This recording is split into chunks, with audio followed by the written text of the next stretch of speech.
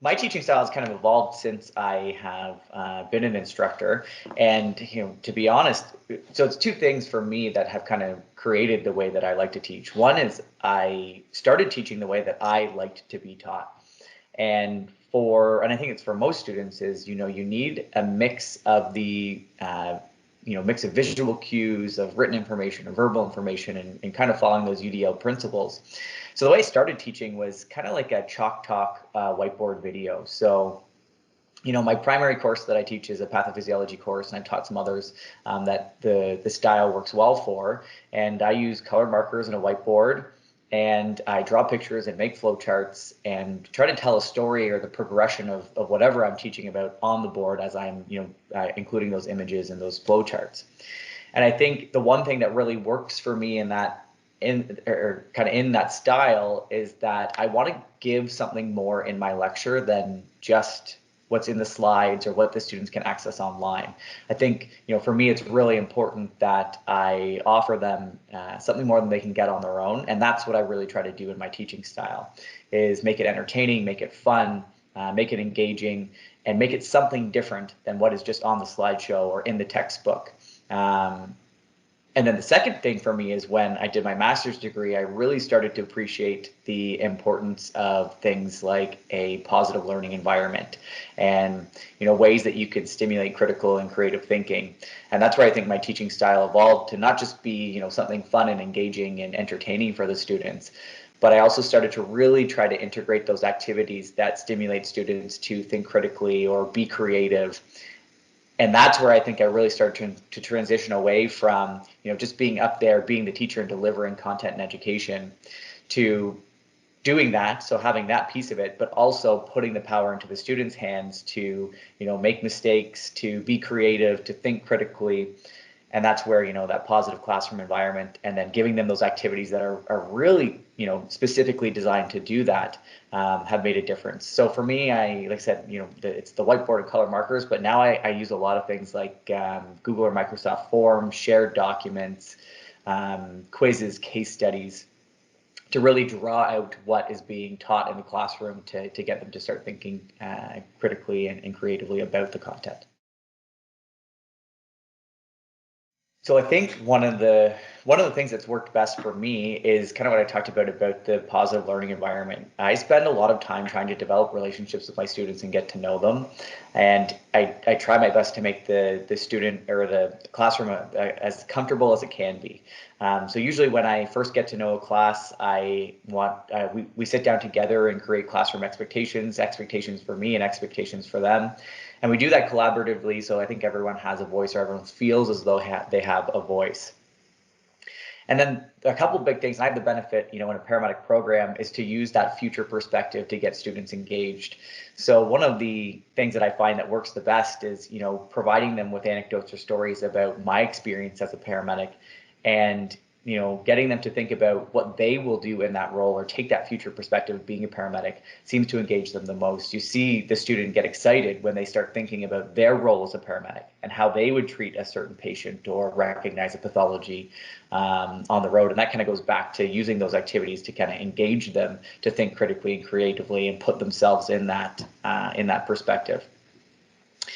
The other thing that I like to do is offer the students immediate ways to integrate what we're learning into the classroom. So we do a lot of things that involve immediate application. So we learn something. So maybe I deliver a 10 or 15-minute lecture, and then we take the time to go through a case study or to answer some questions or to debate a topic in a group. And one thing that I've found really beneficial in the last little while is offering the students an opportunity to do that anonymously. So whether that's on a shared document that you can't see people's names, or submitting quiz or case study answers anonymously, I find that it just offers them more opportunities to put themselves out there and take a risk in how they're answering or how they're engaging in the classroom, without that pressure of feeling as though they have to be right all the time. So for me, the engagement starts with getting to know my students and making a positive environment in the classroom. And then it comes to really having that pure application. So everything that we like to do in the classroom should relate to paramedicine, and not just as me as a paramedic, but how that student can envision themselves or how they'll be as a paramedic. So those future perspectives and the comfort are a big thing. And then the other thing that I like to do is just, I like to have the lecture unfold like a story. So again, to be more engaging, again, I when I started teaching, I started, standing up there with a slideshow and flicking through the slides, and there's nothing necessarily wrong with that. But I found when I changed to the whiteboard and the markers and starting with a story and then kind of moving through, I found the students became way more engaged. People aren't nodding off in class. They're writing things down and kind of holding on to your words. And then when you immediately apply that to a patient or, call that I've attended to where they can now be the attendant or something like that, you can just really see them start to buy into, this is what being a paramedic is like. This is why I need to know this. And I find that really engages them in their learning.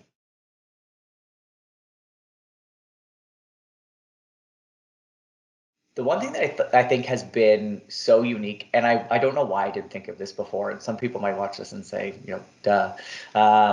But for me, it was the use of students' own personal technology in the classroom. So obviously now as we're teaching online, everyone is on their own device.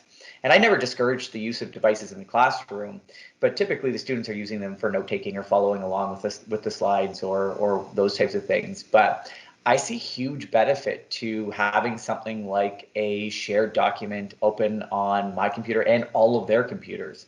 I see benefit right now. I'm using my iPad to act as the whiteboard in the virtual classroom or we use Teams for that. I never thought before is I could be doing that in the classroom, projected on the screens, and they can also have it right in front of them on their own devices. So I think that I have been neglecting the power of our personal computers and iPads and phones to actually make education more accessible. So I think about, those big classrooms where I'm sitting at the back of the room, can I see the board as well? Well, if not, I can just use my iPad and they can see it right on their screen in front of them. And like I said, using those things like the anonymous documents and all that kind of stuff that I've integrated in the online environment to try and engage them, there's no reason why I shouldn't be able to use that in a face-to-face classroom if I had to. And the other big thing that I've recognized is the flexibility of the online environment. The number of students who have mentioned that, being able to have every lecture recorded. My notes are digital, so I can post them for students afterwards. Our conversations are digital, so they can see them. We have these anonymous documents or shared documents that someone can access later. Again, I think it opens the ability to access content that was typically being delivered in a classroom at any time. So someone who needs to take some extra time can certainly do that now by watching the recording and going into those shared documents and following along with the conversation. And then the other thing is that, when life gets in the way, and I think that's just the nature of being a human being, is that it offers so much more flexibility to our students who are struggling to balance all of the other things they have going on, as well as trying to get an education. So, before you miss a class and you fall behind, it's hard to catch up. Now it's so accessible that they can, access it. And I can be flexible if the student has an appointment or something that prevents them from attending class.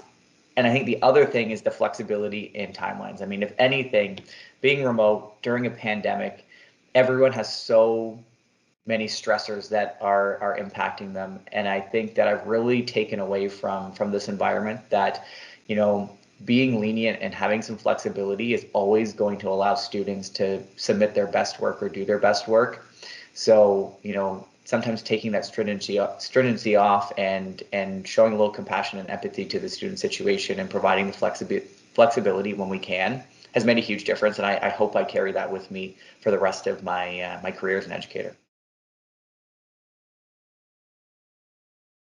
So that's, again, the harder piece of it is that, so we have a 2-year program, and typically we develop a larger community amongst our working paramedics, our second-year students, and our first-year students.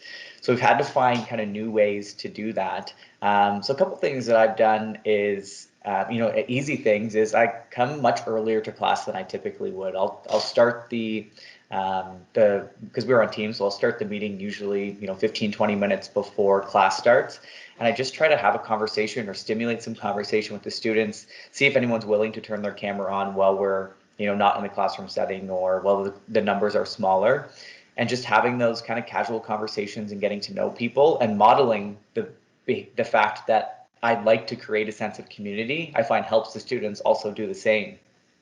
A couple other things that we have done as a program is we've integrated our previous graduates and some working paramedics into the online environment. So one thing that's been way easier is having guest speakers come in because they can do it from the comfort of their home. So we've been able to again extend our program out into the community paramedicine that these students are going to be entering when they get a job, get to know some paramedics and have some paramedics come in and previous grads come in and create community that way.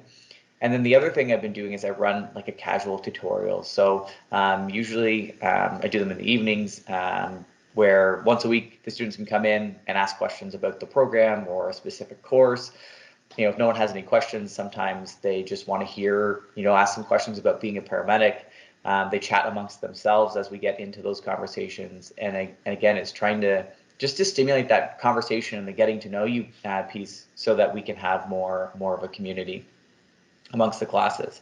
One thing that's been challenging for us too is that we have two cohorts or two blocks, and previously they'd all sit in the same room together, but because we've cohorted the students because of COVID-19, we only are in person for our labs, so the two different blocks never see each other than in the online environment. And if no one turns the camera on, they might not even know what their peers look like. So it's been those tutorials I find are bringing people together in that more casual space. We're trying to help them get to know each other and develop that community that we know is so important in education.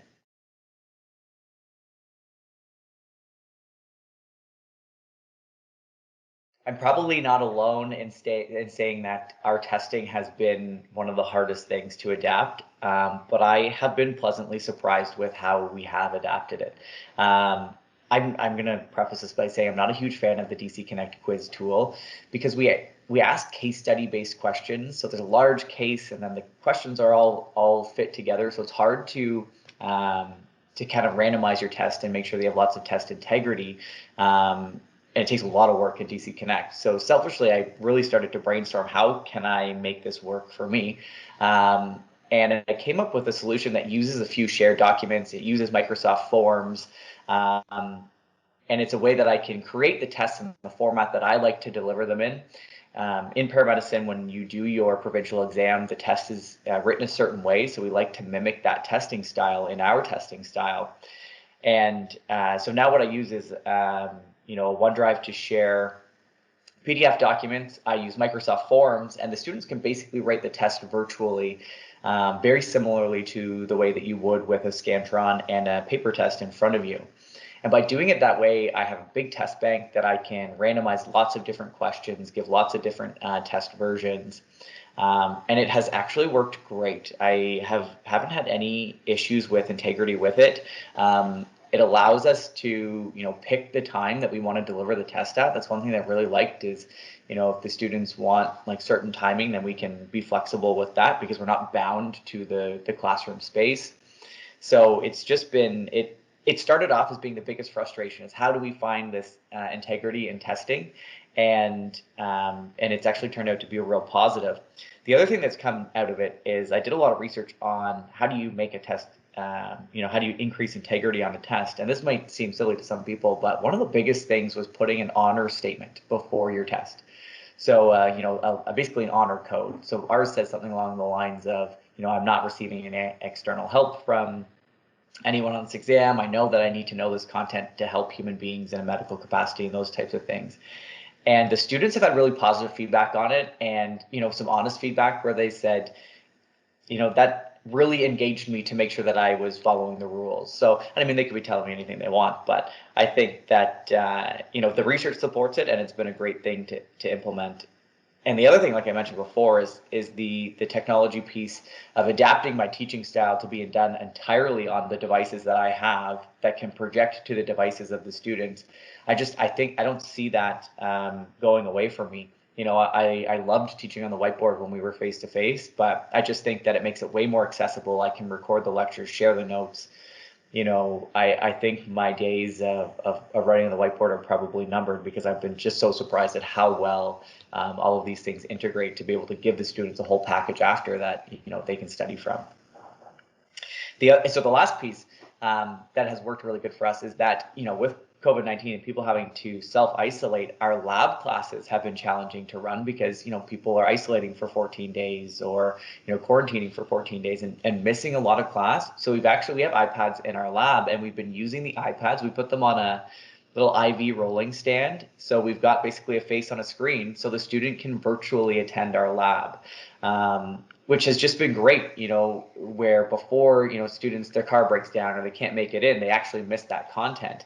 Again, it's just such a simple solution to not being able to be in the physical space that has allowed, again, our students to not get so far behind. And what we've paired that with is if a student has to isolate or can't, we've given them small kits of some of the, commonly used disposable equipment that we have, so they can follow along at home with those kits. And again, I think it opens a realm of being able to provide some flexibility to our students that we would have never had to think about before. So all of those have been much easier and worked way better than I thought they would. And I think that some of them will remain with us probably into the future.